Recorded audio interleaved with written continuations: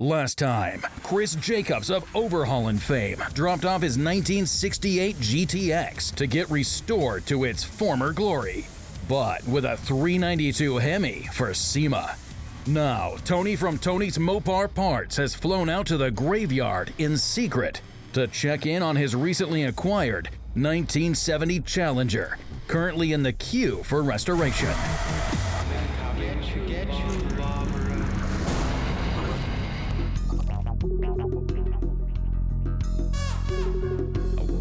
This morning, got a sticky bun.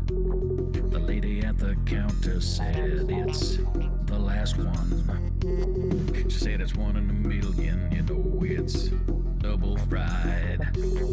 Half off cause it's under the wrong side with extra filling inside. I woke up this morning with all my coffee gone. Barista never told me the freezer stored is wrong. But your drive-thru's looking good, maybe. Believe it's a fresh grind. Shame about it. Brewed over a coarse grind. Always brings tears to my eyes. Singing now. Woke up this morning. Got a bad brew. Got a bad brew, makes me cry. Yeah. Got yourself a bun.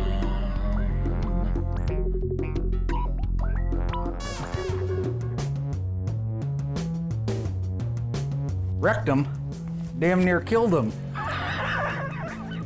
Well, thank you for asking. Today happens to be a beautiful day at Graveyard Carz. It's going to be a great day. I believe the rainbow has stopped at Graveyard Carz, 3654 Catherine Avenue. Got it. Here's your mic. Why would I need a mic? Well, I told you we're filming this morning. Tony's coming in. Tony's here. Tell me what? So excited to see Tony? Why didn't you tell me he was coming? Hey, I'm here. No smile, no happy?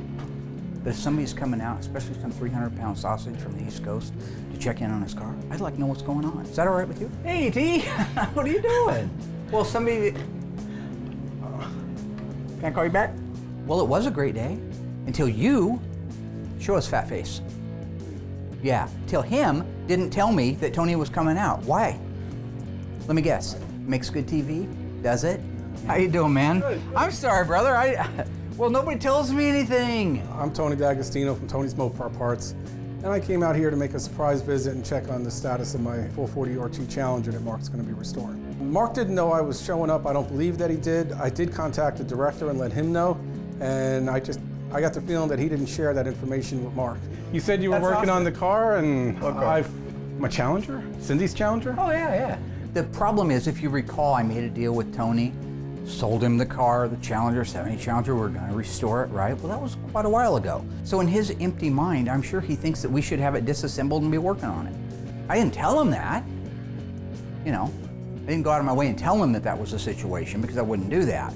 You know, there's no problem letting him believe whatever he wants to believe, though. When I was out last with my wife, Cindy, we were looking at some cars that Mark had, and my wife fell in love with this 440 RT Challenger because it was purple and that's her favorite color. So I ended up making a deal with Mark to buy the car, and he was going to restore it, and I just wanted to see how he was doing with the restoration. You put a couple pounds on since I saw you last, maybe? Yeah, thanks for noticing. Yeah, no, it's all right.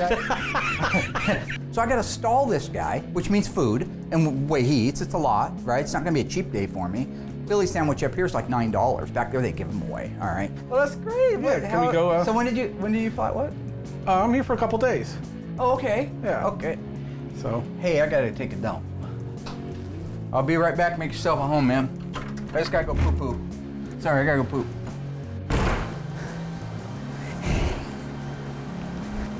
I don't gotta take a dump. I did that yesterday.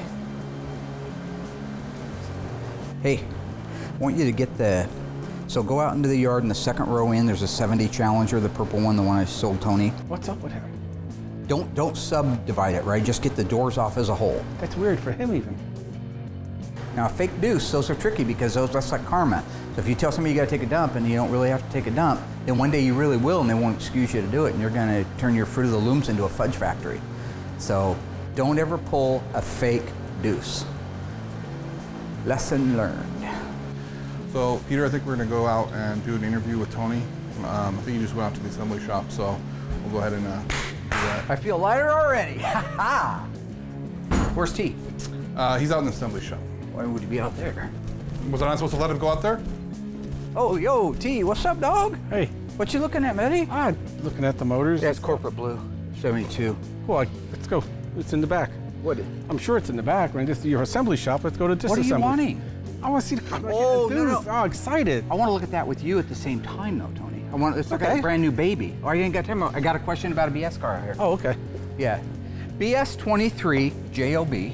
AAR. AAR. Axle package 391 car. Right. All right, so we know it has power disc brakes in the front of it. All AARs. All AARs do, right. Okay, but all the AARs didn't have power steering. Right. This is a power steering car with an axle package. Did it get a power steering cooler? Power. Oh, yeah. Anything 355 and lower rear end. Dana or no Dana, just gear ratio. Right. Didn't matter. 354 and lower, technically. From 69 and up. I don't have the keys to that. Hang on here, I'm gonna grab my key. I thought I had it with me, but I don't. Okay. I'll be right back, buddy.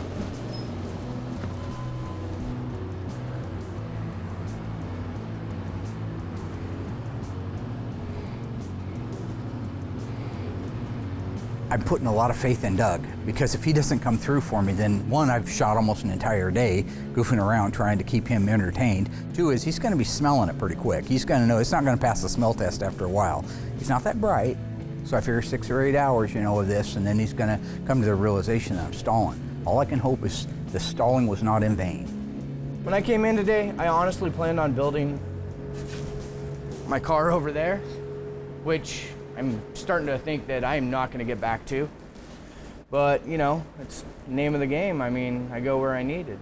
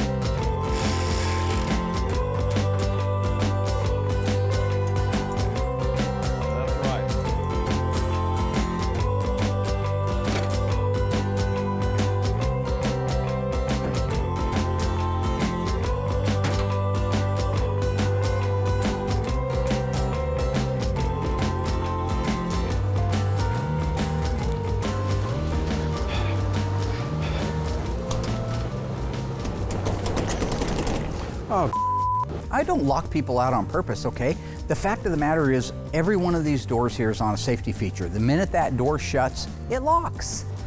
Mark! Mark! Camera guy, you got a key, right? Somebody's got to be able to let you in here. Every Key here in the entire building is ran by, if you don't mind me showing you here, a little show and tell, that key right there. It gets me in, gets me out of everywhere. It's called being prepared like a Boy Scout, folks.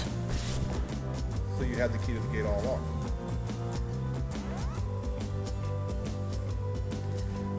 When I first got here, I was wanting to see the car, and Mark kept finding other things for me to do, whether it was going outside to look at another car. Get the door.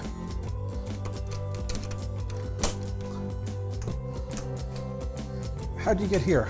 This is getting a little ridiculous as far as I'm concerned, right? I'm a grown man, all right? I don't have to run around and hide from people, okay? Where is he?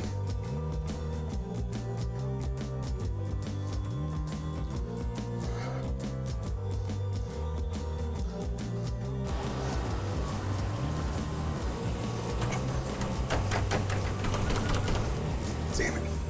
I still couldn't find him, and the only room I couldn't access was the room where the car was. And that's why I was feeling that something was up. And so the guy replies, what? You think I really wanted a 12-inch pianist? Well, that never gets old. Hey, T. There you are. Yeah. Okay, hey, look, I got a guy here. I got to roll, man. It's funny. All right, man. All right. You left me outside. Yeah, I had some business needed to take care of. I just finished, well, it's a guy, you know, where we buy all of our sheet metal and stuff. He's got cancer, testicular cancer, and I was trying to cheer him up. And the shop's locked too, the body shop. Yeah, I keep it locked. We got burglars. There's guys working there though. Oh, they're in the shop, yeah. The nice thing about being friends with somebody, as long as Tony and I have been friends, you learn the things that make them tick. So let's go check it out now. I need to divert his attention away from the car. He loves talking about the shows and the parts. Should buy me a good hour or two. Oh, got together. For you. How'd the naps go? Well, Nats was good. You have a good time? Yeah, it was a good show there. You know, big show. I've never been. Carlisle's actually bigger. Oh. Carlisle's bigger, but that's first in July and Nationals are in August. You go to both shows? Yeah. Well, that's good. They like the show. They love when I went up you a lot. they buy into that. Is what now? They like when I, show how you're wrong. You don't get it. Well, when I'm out here and I help you out, so you don't show bad stuff. You don't say something wrong. No? Is that what you're doing? Oh, I get it. I see. Okay. So you go to your little shows and I'm not there to defend myself. Is that what it is? No. I tell them you're trying. Yeah, try. Okay. You got a second? Sure. Yeah, time. How long are you here for? I'm here a couple days. You know, this ongoing duel of Mopar minds between me and Tony, it's gone on long enough. I had the idea for kind of a Jeopardy type of set, all right, where it's all Mopar topics. We could squeeze in a few things in a couple of days, couldn't we? Yeah, but let's check the car out. No. Show me up. Show me something. We're gonna find out at the end of the day who has the most cash. Who is the guy that knows more than the other guy? Without conjecture and opinions and I made a mistake, it's gonna be a legitimate, fair, balanced, scrutinized, accurate game show that reflects the best of the best. Oh, look at me, I'm Tony D'Agostino. I correct Mark all the time on the show. Hey, remember the other day we were working on that set? And why? Because the plaque for the alternates is in the ladies' room. Top Gun. Remember we were talking a couple years ago about how cool it would be to have a game show type of game, like Jeopardy, but Mopar? Yeah. Mopardy? Yeah. Hey, why don't we just find out, Chief? Yeah, okay. Oh no, why don't we just find out? Stay tuned. Tony and Mark face off in an epic game of Mopardy. And Mark does his best to distract Tony, while cousin Dougie races to disassemble the 1970 Challenger.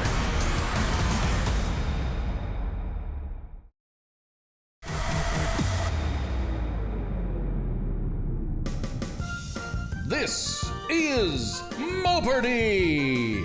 In the studio are today's contestants. From Harrington, Delaware, Tony D'Agostino, owner of Tony's Mopar Parts. He likes long walks in the wrecking yards and Philly steak sandwiches. Our next contestant, standing 5 foot 12 inches tall, weighing in at 192 pounds, the master of disaster, the king of sting, the count of Monte Fisto. He's retired more men than Social Security, our reigning champion, Mark Lights Out, Big Daddy, the real deal, too close for comfort, Warman. And next to him, Stan, with today's hostess, Alyssa Rose. Hello, contestants. We have 5 categories today: Vins, Lunchbox Lunches, High Impact, Carbapalooza, Oh No You Didn't, and Philly Cheesesteak. Good luck. I would like Vins for 200. XX29L9B. Tony? That would be a 1969 Dodge Charger 500 or 1969 Dodge Charger Daytona. That is incorrect. He didn't say what is. Pork! No, you messed up. What are you bumping his, fool? Yeah. You ketchup sandwich eating freak. Mark. What is the 1969 Dodge Charger Daytona and or the 1969 Dodge Charger 500, depending on the rest of the sequence of the VIN? That is correct. Oh no, they didn't. For 100. This cool option wasn't available from the factory on any 426 Hemi model car. Tony. What is H51 air conditioning? Correct. That's free. I mean, that shouldn't even be on there. The same category, 500. While variable speed wipers were optional equipment on most e-body cars, they came standard on e-body cars with this rare option. Mark? What is N96 or shaker hood cold air induction? Correct. What is FM3 Panther paint? Correct. What is a 3950? What is Pat's King Estates? Correct. A33. Correct. Charger RT with a 446 pack. That is correct.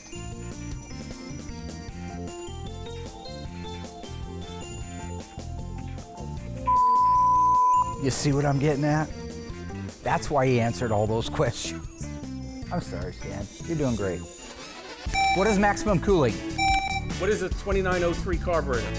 What is optional air conditioning? What is 446? What is optional this? What is the AM radio in a 1970 Dodge Charger code R11? So why don't you take that? Okay. Yeah.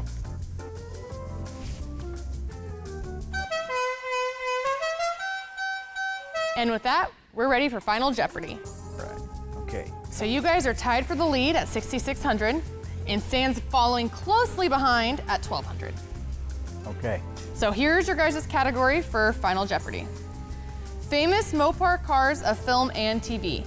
And the question is, the only thing sexier than his car was the actor's mustache. All right, you guys have a few minutes to write down your answers, gentlemen. Good luck.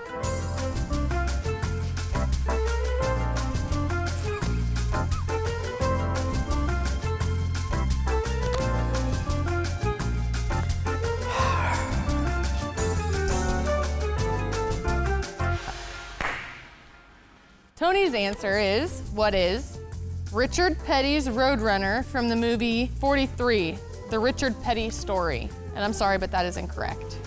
So let's see how much you wagered. Everything. You wagered everything? Let's move on to what Mark's answer was. Better luck next time, kid. What is a 1970 Plymouth Valiant starring Dennis Weaver? That is incorrect. You're wrong too, Bart. That's not wrong. That's wrong. And how much did you wager? $6,600. That's everything. Ow. And let's see what Stan's answer was. What is 1984 Ferrari 308 GTS driven by Thomas Magnum PI? That is correct. How is that right? On what planet in this world would an Italian sports car Ferrari be considered a Mopar? Anybody that knows anything about Mopar knows that Fiat bought out Mopar. They bought out Ferrari. Therefore, it's the same family. Do you not know Therefore, your Mopar Stan history? Lynch wins Mopar Jeopardy. That. Wow. See you later, alligator.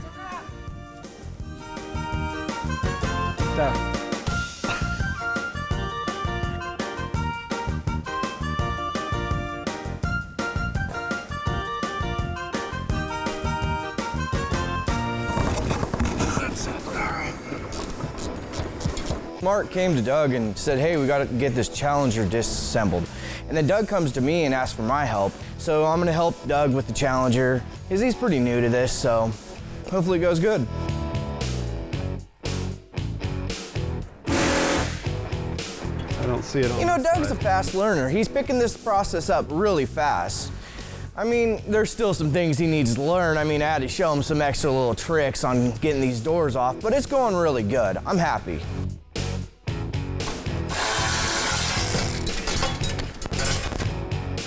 It's a very delicate process, and usually we take our time on this and we put each bolt in a bag with a label on it.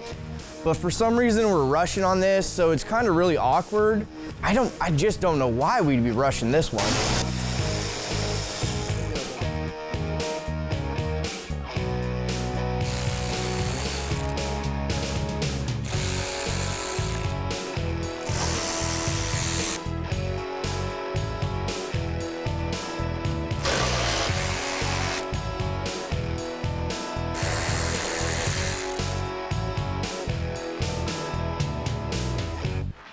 All right, my fellow ghouls, we got a techie one for you today.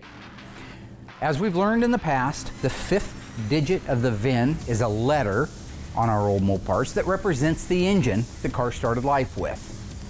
On the legendary 426 Hemi, what was that letter? Was it R, J, H, or was it all the above? That answer is coming up right after the break.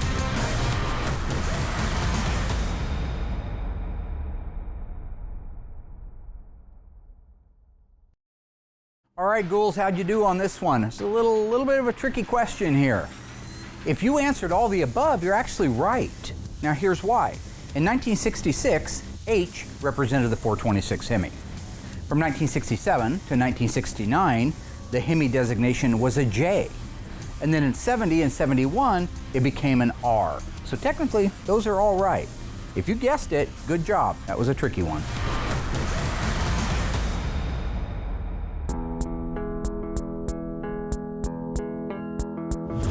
Well, I gotta tell you, I've been on the earth a while, but I didn't see that one coming. No, that's the problem with a sleeper. You can't trust him, man. He came out of nowhere with that. That was that sucks. That was different. Why are we in here? We're gonna go look at my car. Oh, you're a broken record. Well, all day. No. The bathroom, jokes on the phone, the game. It was a funny joke. Okay. No, you know what it is? I don't care. You know, we could drop everything and go. But I got something I've been actually, as soon as I knew that you had a little bit of time, Okay. I brought a very special car around and I need your help with it. Okay. Then we can look at your car. Then we can look at your car. Then we can look at your car. Okay. God, you're like a broken. Well, it's actually good timing that Tony's here. I just got in a 70 Challenger. It's a RTSE car, 426 Hemi, very, very rare, one of only 8 made. I'm gonna have Tony go over it with me. This is a little bit like our Daytona Charger that we were trying to determine, do we restore it or don't we restore it? We already know we're gonna restore the car, but I'd really like to get his feedback on some of the things that I think are original that may have already been touched. So it'd be a good opportunity for him to do that and buy me a little time on the disassembly of his car. 1970 Dodge Challenger RTSE 426 Hemi automatic, one of 37. Burnt orange, the white longitudinal, all been on there forever. Look at the reveal from the factory. So here's the style line in the body. Yeah. More gap here, from here to here.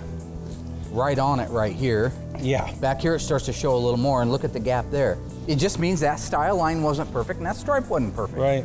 And so now today, because we got our hands on it, we got to try to make it perfect. It's like a hand-built deal today instead of assembly line. Right. But look at the interior. See the insert part of it there? See, that's just, I mean, it's great. You know as well as I do, if we weren't going to do anything, this is a miracle. Yeah, but if you get some kind of cleaner on it, I bet you. Oh, I think we could. I think we Gosh. could. What's wrong with this picture? Gosh. Let's see if I can get the old toner on this one. Oh, I see. It's a rim blow steering wheel. It's automatic. Okay. It does say slapstick. What kind of seat belts? Oh, these are those fancy seat belts. Deluxe seat belts. Yeah. Where's the thing? Where's the light? See, and these seat belts on the deluxe seat belts, they also have clips on the seats that the other seats didn't. Right. For them to rest on. I just thought it was kind of weird that the seatbelt light, The fasten seatbelt light, seatbelt light wasn't on the dash. Yeah, that is odd. Is it? It's a JS29 car. Right. Overhead consolette. Yeah, it's all there. Headliner folding down. Overhead consolette with 3 warning lights. Oh, that's got the seat. Yeah! You got it, yeah. Score 1 for the ice tray, the ice pick, the ice man, Yeah. ice cube, shaved ice, snow cone. What would you want for a complete burnt orange interior with these trim panels? Oh gosh, what is this worth to sell? No seat, dashboard and Dashboard, matching headliner, that's a $3,000 overhead That's a seat belt. That's a $3,000 interior all day long. All day. You know, Might even be double that. That's- Because it's original, and where are they going to find one? It would look be at the dash pad. The dash pad's half that money alone. Right. Yeah, it is more. You're right. It is I more. think you're probably close to double those $5,000. numbers. Yeah, Yeah. yeah. I hope the owner possibly reconsiders about saving some of the originality stuff on the car. But of course, it's the owner's car, and it's his prerogative to do what he wants. I mean, it's a great car to restore, but it's a great car not to restore too. Yeah. Coming up, Tony finally gets to see his car. The only question is, did Mark's attempt at stalling him actually work?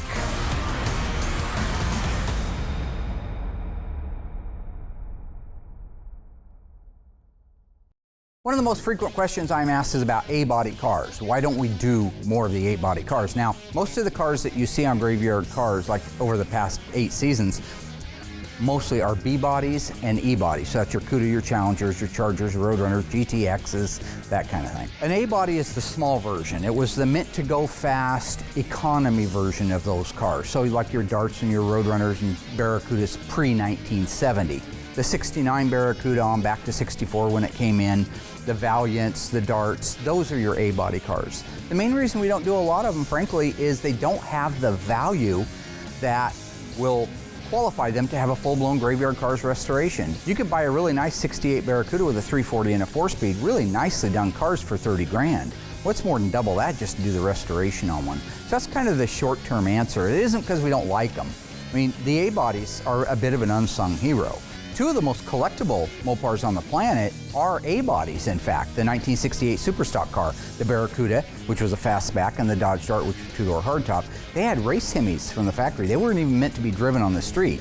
They had disclaimers that said, this is not a street vehicle, this is a race vehicle.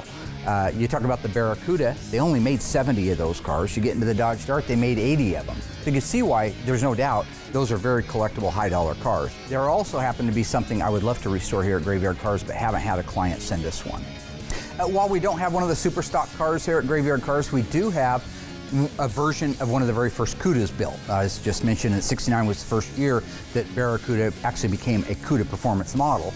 We have a '69 A57 is the package on it. That gave it a 383 and a 4-speed. It also meant they only made 130 of them. If it was an automatic, they would have made 248. But we've got one of the 130 383 4-speed cars. It's a blue-on-blue car, a really nice body on it. That's going to be an exciting car to see done. So I'm not opposed to A-bodies, just doesn't always make perfect sense for Graveyard Carz. So far, Tony from Tony's Mopar Parts has flown out to the graveyard in secret to check in on his recently acquired 1970 Challenger, currently in the queue for restoration.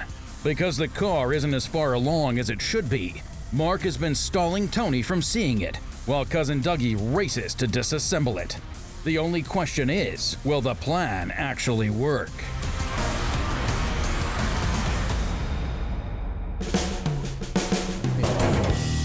There's a lot to see under here.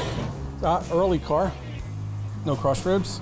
Correct. I saw when the door was open, it was an October build. It is, okay, yeah. Which also, by October, we know that we lost the speed shift, or the shift gate. The shift gate, and it's got slapstick. Was it speed gate or shift gate? Shift gate. Shift gate, yeah, that was an early one. Original cables, positive, negative cables. It's an extremely good survivor car. It's not only a Hemi car, but it's a RT SE, so it's a luxury performance car. And being a survivor is just icing on the cake. Look up top. Look at the fender. Look at the undercoating. No, the fender. Yes, Hemi fender, if you will. Yeah. You know, I'm actually looking for his input on a lot of this stuff. I know about the wheel lips and stuff like that, but you never know. You know, when you talk to somebody at his level, you may learn something. So no, it's not a setup or a stall just to buy time. You know, I got plenty of things to do here, my friend. So this, when you hear, hey, has that got a real Hemi fender on that Cuda or a real Hemi fender on the Challenger? That's all it is that area, in this particular case, it's about 10 to 2, but Tony's saying more like 11 to 1 is the zone that they normally do that in. But that's fascinating stuff. When Mark goes to restore this car, it'll be so easy because the car is such a good car to start with. You know, reproduction stuff is great. Most of it fits good. Some of it fits better than others, but not too many fit exactly like original parts. It's a good car though, very good original car. Very nice original car. I mean, really nice. I'd be one for a high detailing engine and transmission go through. I agree. I think I have to agree. If it was my car, I wouldn't restore it. I would redetail the engine and transmission and do a great overall cleaning to the car and interior, and you know, maybe replacing things I had to with original parts. But for the most part, I would leave it alone and just improve it without doing anything that would detract from its survivor. So, all right, we did it. That's lunch. No, before lunch. Yeah. Let's go check out my car. We're gonna check out your car. I have hypoglycemia, dude. I'm gonna take Tony out to lunch. He usually takes a couple hours to eat. He likes to take his time and chew every little bite. That'll buy me a couple more hours on the car. When we get back, hopefully, we're in a better position where I can take him out there. But I mean, I'm kind of, again, I can't really go out and check in because he's on me, you know, on my heels everywhere I go. Let's go to lunch. We'll look at your car when we get back from lunch. So at this particular moment, everything is relying on Doug to get that thing apart. So it's really seeming like Doug's getting the hang of this on disassembling cars. I've got a ton of things to do, so I'm gonna head back over here. If he needs any help, all he's gotta do is yell at me and I'll come right back, give him a hand with whatever troubles he's got.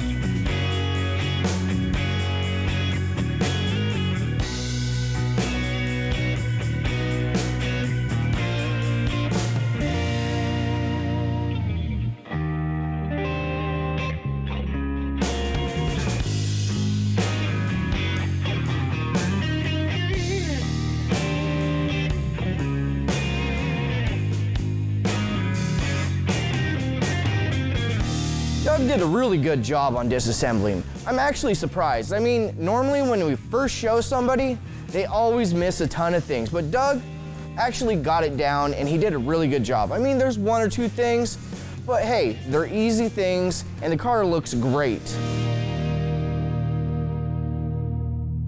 All right, ghouls, hello and welcome from freezing Oregon. It's a perfect day for this topic. I got a question for you, trivia question you might say. In 1968, Dodge introduced the Super Bee, legendary Super Bee. In 1971 was the last year it made its appearance. During that span, true or false, the Super Bee was never available in a convertible model. If you think you know the answer, you should stay tuned after the break because I'm going to give it to you.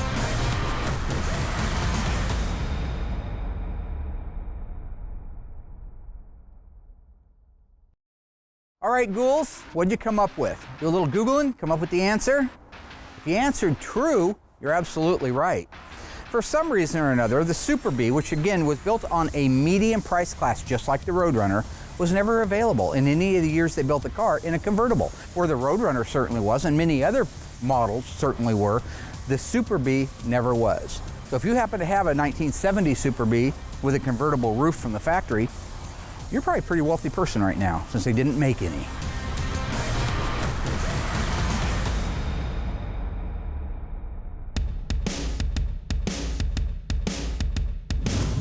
Here's the thing about Tony. I'm not saying he's fat, right? His high school graduation photo was an aerial shot.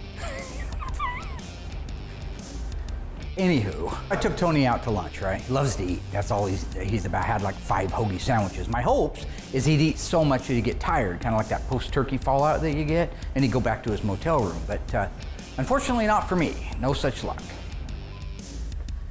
Oh, okay. Good stuff. Is that Cousin Dougie? Stop getting distracted. You fed me. You had me look at cars. You had me play a game. You had me listen to jokes on the phone call. That's pretty funny. Now let's see my car. Could have saw your car anytime you wanted to. Why didn't you ask? I did ask. I asked over and over again. What? And you didn't want me back here. Yeah, there it is. You got me. We haven't touched it. You know what I'm saying? You see what I mean? It's right there. It's been there the whole time. I didn't know you wanted to see it. Yeah. Okay, that's it. So I know you got a lot of purple Challengers around here. That's your car. Yeah, you recognize the shellac down the side of it. Absolutely. Added on a trunk release. Yeah, that's all your stuff, Yeah. baby. That's all yours. Take a look, though, huh? Oh, yeah, look what I see. Somebody's just working on this. Oh, because there's tools in there? Yeah. Yeah, Doug's been working on it. I told you we were in process. I mean, he just... Process. This is... Yeah, In yeah. process. Okay, we don't just take a car apart in an hour, okay? You're looking for somebody else. Look at that. Look at those floors. Look at that. Okay, I gotta ask you. You know, that's a lot of purple for it. It is a lot. A lot of times they didn't go that far. Just exactly, right. And I don't know why the matting stuff is painted either, because that went on after the fact. That's usually black. But you're changing a couple things on this car, is that true? Yep. Normally I restore my cars exactly to how they were built on the assembly line. I'm going to take a couple liberties here. They're not really modifying the car. A couple things like the vinyl roof on this car was originally black, and with a white vinyl top, I think it'll bring out the purple much more. It also had a black body side molding on it, and I'm going to replace that with a white longitudinal decal. So that'll make the car pop a lot more. And we're going to change the seat colors from black to white again. I think that's what my wife likes. She likes the purple and white. I want to go with a white bench seat with the fold-down armrest. I believe they're much more comfortable. That's what you were saying. I've never actually driven one, oddly enough. And they look like buckets because they use the same uprights. Looking through the windshield, you'd think it's a bucket seat. You'd have to look in to physically, tell. yeah. Do you have one? Yes. Oh, very nice. So you'll be getting that. And white, you said, and so yeah, we're going to go with white interior instead all of white garnish, white headliner. I might go with black headliner and black dash and black A-pillars. Yeah. White seats for sure. And door panels, I'm not 100% sure about. Yeah, and look, we got the blackout on the cowl. It is, yeah. I was noticing that the other day. You got oversprayed black down here. No two cars that's are what the they same. would have done. Is this an N95? Yes, it's California emissions. It's N95, and it shows V1X and V5X. So V5X must be the body side molding. V5X is the body side molding. What did I say? V3, I'm sorry. V3 is convertible top. I don't know what I'm... Okay, so I'm I tired. Yeah, and then the V1X would have been your black top, you're going white on it. Okay. And, but the N95, that would have gave you this vapor return line and this 3-nipple breather, which was standard in 71. Yes, but California was always a year ahead. Yeah. When I first saw the pictures, I liked the originality of the car. I mean, heat stove on the exhaust manifold still, not hot rodded. Absolutely, right. You know, and it wasn't rotted out. Right. You know. But boy, the original idler pulley right here, the original protector for the heater hoses is still there. That's the stuff that's hard to put back on, so people don't usually do it. You know, when somebody changed the fan blade out. Yeah. And the clutch is gone. I can't see all the way around, but I'm not seeing anything that's showing me that these belts aren't original. Look at the belts. And you've done AC cars before, so you know the AC routing. And matter of fact, one of the first cars I looked at with it was another purple. It was. A sunroof car, Challenger with AC. So, no, that car didn't have AC. Oh, that one That one didn't. Little Kimberly Cook's little Barracuda was an air conditioning. That 72 Charger was an AC car. Right. Look at the body stamping here. Isn't that different? You want me to educate you on that? Yeah, or you already know. I know it's Los Angeles. It is, and that's the whole different. You go out in that lot right now, even though there's no nomenclature anywhere about this. They put it in the same spot on the upper cowl panel, whether it was a Hamtramck or LA. Right. But the difference between a Hamtramck and LA on the core support is the numbers. We just looked at that Challenger a little bit ago. Remember, I was having a heck of a time and I was walking the light because I was trying to see between the radiator. Well, the Los Angeles cars, the E-cars, they are all up here really easy to see. Oftentimes underneath the sticker, and it looks like it probably was at one time. Exactly. Yeah. But yeah, that's a very, very, very nice car. I'm really looking forward to working on that, getting that. And not for you, because you're a pain in the ass. Cindy, she's an angel. Hi, Cindy. You're the best. When can I show up with the keys? And oh, I have the keys here. When's it gonna be done? You know what? Damn soon, my little friend. Damn soon. Got that. Yeah. Don't timestamp this, anybody.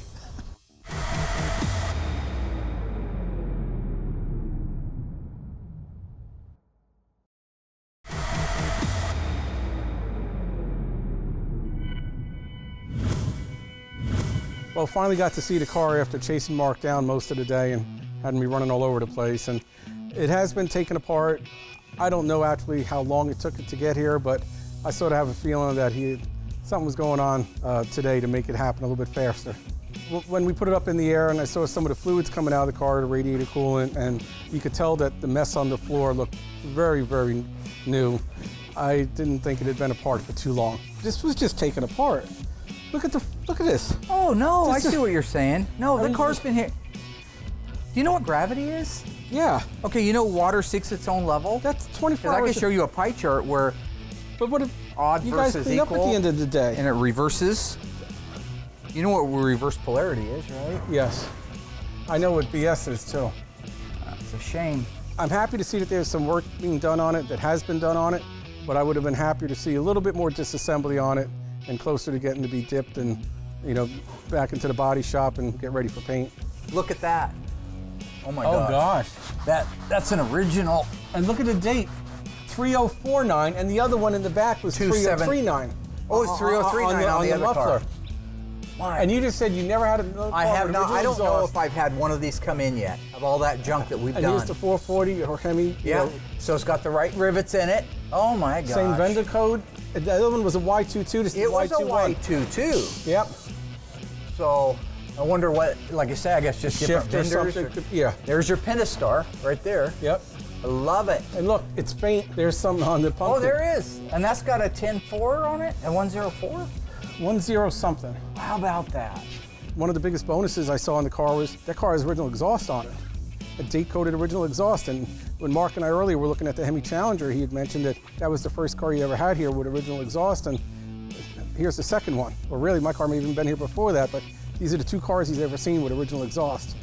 So that's sort of cool, and that's a really tough thing to come by, and made me smile. How about the mufflers? Oh, they are. They sure are. Now, this is interesting here. At a glance, when you look at that one and you look at the other one, they look the same. But this is obviously a replacement part. It's later replacement. In fact, you can see somebody welded to the jump over. What is it, 3413, 4930? Yeah. Yeah, so it's 1 digit extra from a part number. Interesting, yeah. Now, how about this side? And yet over here, let's see if we can find some numbers on that. Oh yeah, up here, here we go. Here we go, yo. Here we go, yo. Oh yeah. Now this one's the 304th day of 69. And that matches the... That matches your... this is 304th day also. Yeah. So this resonator and muffler were made the same day. No undercoat, no undercoating on the car. No undercoat car, but pretty solid. Very. And how about that sway bar? Yeah, that's funny. You know, I'm on here, I'm hanging on it. That first of all, 440, 6-barrel, and Hemi cars couldn't get a rear sway bar. Nope. But this isn't even an E-body rear sway bar. This is a late B-body rear sway bar. That's like a 73 or 4 or Yeah, something. yes, okay. it is. Oh, that's interesting. I do want to add a factory E-body sway bar. Oh, sure. Yeah, I don't blame you. It makes them drive nice. And you're going to have to notice where it goes on the frame Somebody rail. added that on there off of like a 73, 74 B body, this sway bar setup. So we'll put one back on it off an actual E body. Look at the problem with it. Oh, it's hitting. It's actually hitting right there. Oh, yeah. I'm sure you've noticed on the E-body frame rails, on the rear frame rails, if it didn't have a sway bar, it had the little pilot holes for putting just a pilot hole. Right, but this is an early car before they had the sway bar. Didn't even so know there's no pilot holes. Oh, okay. So when I send you out the sway bar, you're gonna have to check on sure another car. enough. Yeah. I didn't even realize that. Yeah, the AARs hadn't even been thought of. TAs. Oh, wow. Yeah, that's smooth as glass right through there. Yep.